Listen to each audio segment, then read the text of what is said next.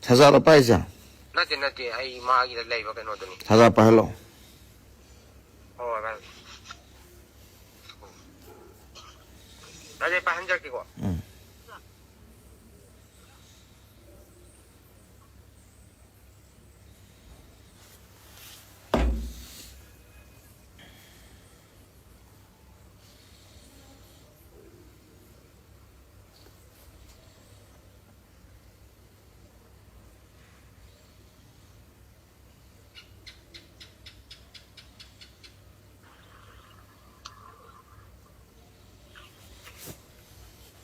나중에 빠 한절. Hello. 응, 하요.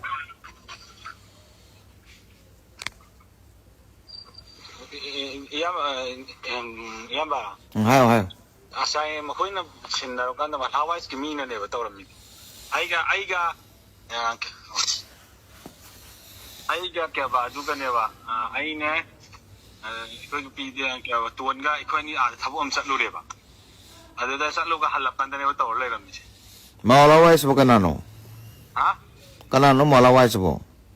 Koi ki malawais ke de kya ba lekai ki malagi ongai club am lek do. Koi ki apun bagi license gi. Hello. Hello. Hello. 따들어봐. 따뜻해. 나르지야.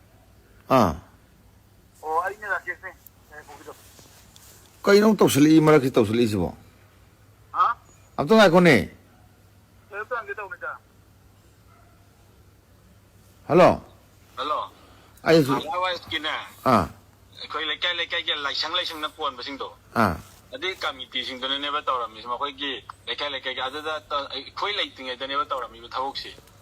Ado Lekai la sangi mina ana matem jala ko do noi muslim gi lainin mugi la sangi lekai gi apun mina muslim la ko do akoi matem jala ko do phara noi sindar pusale ji kai ha athro no na ta. Nakta ba ma koi no pura ida inna ba mi yauna ra male ba. Kai gi no ili se. Inna se ma koi tanjadra ma koi mi ako mariyam su ma koi tongan hai di ba. Ai ni da. Ai ma koi sa tarapti masan habda da. Sada pudi laga sa tamamba war male ba koi dra. Ada ai da sangil ai sidi pot chumaina yu tha jo ju budi ma sa da ngaure ba pura. Ada da ai sidi koi ma sa khangi sidi sa han ko wana. Ai na tawra sa han kirime ba yau jilak baga. Sida ai ma sa khangi sa han ko ana. Dati ne maulana hamra aduna lambi dagi mi phara no sindar to pusilak tu is kai marong no. Awari da sini da sa hen thai koi ki sa hen thai ki da koi pangan masani sa sa mayam la ba. Ada sa hen tha da tawra ko da si arati masani ha da anjuman da pu khre loina. Ani mai tai ne du ne sira lain khangnai da na ko ai na haijari di no lai dharma karma gi leba mi sim du na bazar dagi kadagi mi du phara ga na ko sindar pusan do ji kari marong gi no ha bani da dharma karma gi leba pun bagi du na mi phara no sindar pusala di to sri rum ru sangu kai na hai ji kai gi no ba mi gi khongsa ra ju kan that le ha re adu gi photo nung do ju loi yaw re ai ngon de loi lai Kal le hai bro ne. Masa kali hari ni makla ka kali me am yang udah nado ina babu main tau bro. Mi tu dia sai sai ni confirm tau bagi pusla pune hari so ado main tau bro ado kari gisu eta no na kari authority le ne tau doi no ba mi je. Koi le hau de ya ba. Tadi ai kero mai ge hada nganang le hau de excuse tu pira kanon na wonde gi mi lo thui ji karak sure koina. Ado main tau le koi le ka ngam sunang tau na tro. Akai ka tu saram dia ngang do sidai da. Masa wa ba ka im de ka im tau de oi yenge. Aku hasil lo ni mana so hasil lo hasil meminati ID. Kadang mana ki minati karena nunggu so untung thado koto untung nare. File pa apa man jonga piramu lising piramu malah na pina berapa ni ka ido tahay ne do hayo ne. Mo de pisa pibra pida bro tahay one nang pisa lawo ido. Mi thado ko ta so apa man awaman ne lahori bali jonga le hobali sing lawo to ido malah na jiki dharma ki group to phan apa man piri ra tahay one. Keda ne ka pi de da. Ado di lahori do kai gino.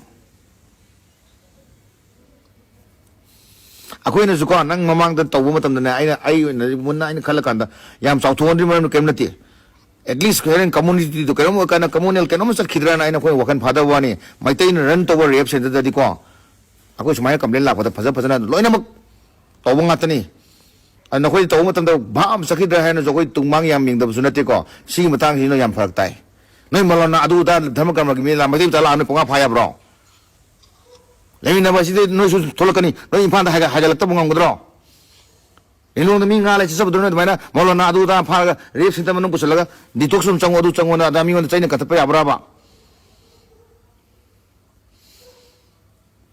mai te gi ujiki moi gi lekai du club sing la amro kamai to ge wari chana to ma khoi gi sum mai na cha phamin na wari chana kare kai hai ge aina ma khoi la online sana from ba ujiki malawais ke from da aina la yeng jara ge na aina ma khoi to bu request au jara noi laeng jaro akhoi di sidai sumai to gi pochi di akhoi da nang na mai to wa hai je center khudi mak thi te chale aina video am thagali duni nang na mai to wa center sungo to do center jing mai chope ba center na mi phara phure asa cha da su phara phure hai ba adudi chum na nga lai sa ban sa da mi su phara phure ani ha ki bala adi noi da re chapa ki na poi mong la di noi tori crime do kari crime no mong na o gera jitna o gera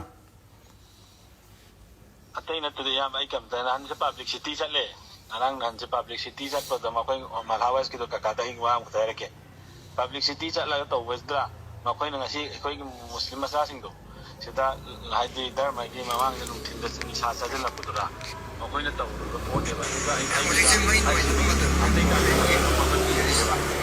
ai man da pu ke kuda ai shi mi tai ma ta ni na ai ge da thawa ba ba ai da thawa mu da ai sida inna re hai re inna da ai ga tuan ga le haudre ba ai ga tuan ga le haudre sai in thabo am su sa thu ba al public city chat ke da ma khoi na to pa ne ba adre ga ai kap ta yaw ba na tre ba ai center se ka yan engine tre ma khoi loi na ran tau khram ne ba to pa ka de nang ujiki mi phajana puraga mi puraga nang ujiki lei ma phajang da apha nga to erong ni bhai to no nang ai nang bu yeng thi ba su na te nang unda ai ke do yeng thi do no nang ga khan gi ba lei bro ai ne ta nang ga khan gi ba lei bro personal da ai na sorry maram ji nang ga to i do kai gi no mi ngon da adu mai to i do no na nang ai khang de khote adu yeng thin dre to da na no mi lo thok pa no ma khak gi ma lo mi lo thok lak pa su ka stop lai ti anga am na hai stop sungai le to no kamai ran to no asong na thabuk chat na ki ba do ni da mi le ti an hai ga mi am to le to na ai na hai ro mi kamai le tri no na kamai ran to no hai dra ha de bi ke su phang de no kamai hang i no mamang da hang no hai ba le gram tro se to le phra na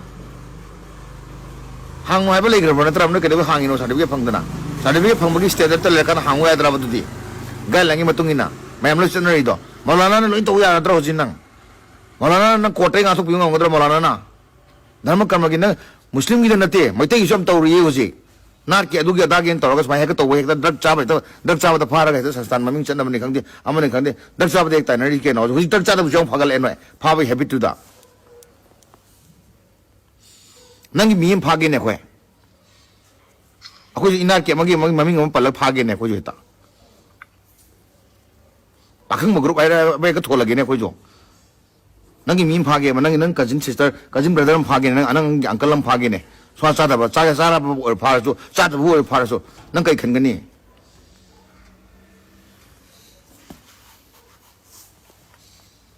ni ya na ge ya na ro ra ni darka oi de khodi ko ni ya na ge ya na de mo lan la gi bi do hayo moi dharma gi line bo di line bo gi phajana tambi dana nungsi bo gi matang da adu gi discipline tambi dana lai ge do moi dana drug cha phari maram kari gi no dharma karma gi le jani drug gi thabak da drug le jani social life gi thabak social life to jani hek to awam pirmu songa pirmu lising pirmu na akhui no ikai re pasha yaw da ji pe to kam na konan han kanom to wi do koi kolega ka nam lak pa mi kai ani na sumone na sin da la mi do koi ikai am ne ko sum wari onjan na sana ba ta kamra nang ji tana ha nang na thumoi do ni khang ngani ngasi hoi tum da ko nang adu mo pasha nang nupi nga gi nang pot le ba tandro nang ji tana ha nang na sana di khang ngane ba nang to ri do kai no do ai na khang da su nang khang ngane ma ma adumai to gum se na anything no gi chi chang wat pa kamai to da gi audit ki khang de ama khang de activity report kamai sem ni adu ma khang de khote ha so any ai do mating ai on da ha ba ai loi pange adu mu de ha ra oi no aku gi ka su tin na ning oi aku ju tin na ning di no di style di center hang mi pha center hang ne le du karam idea no nang ba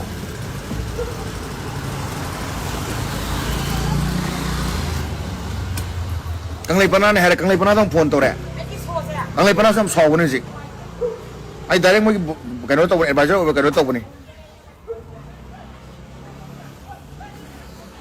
ai mo bo ro to ni ma mo line mo long re ko to mo le ti phasana strictly to biro ko jo mateng pang hara me kang lay pana na so ona sa ma ming sin ni drug cha ba ta upai ta 다도 거들면 시 레코딩 로우입니다. 이번에 와이 전에 다도 거들면